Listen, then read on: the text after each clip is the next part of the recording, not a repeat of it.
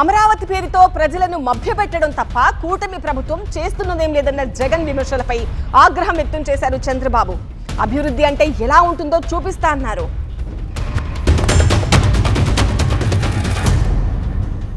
భవిష్యత్తులో కూడా రాజధానిని ఎవరు మార్చకుండా చట్టం తెస్తున్నామని చంద్రబాబు చెప్తా ఉన్నాడు. ఇలా అసెంబ్లీలో వీళ్ళు చేయగలిగింది మళ్ళీ అదే అసెంబ్లీలో మళ్ళీ దాని మార్పులు చేయలేరా? చట్టాల గురించి మాట్లాడే ఈ వ్యక్తి చట్ట సవరణల గురించి మాట్లాడా? తెలియదా ఈయనకేమన్నా? తెలుసు, కానీ డ్రామా. ఇంతకుముందు నేను చెప్పినట్టుగా ఈ డ్రామా అంతా ఎందుకు? తన అవినీతిని కప్పిపుచ్చుకునేందుకు డ్రామా. ఏ చట్టమైనా కూడా చట్టసభ ద్వారా చట్టం చేయగలుగుతుంది, చట్టంలో సవరణలు కూడా చేయగలుగుతుంది. ఇది అందరికీ తెలిసిన విషయాలే.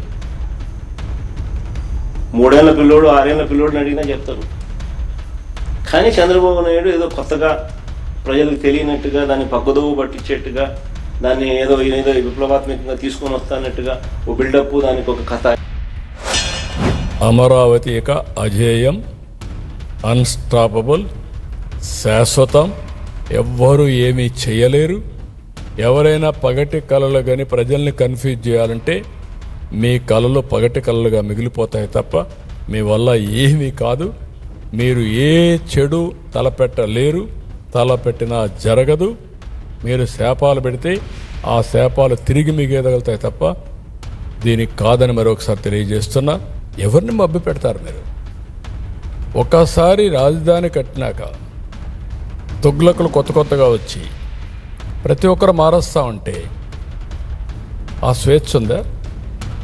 ఎందుకంటే checks and balances. What is checks and balances ప్రజాస్వామ్యానికి? ఒక పక్క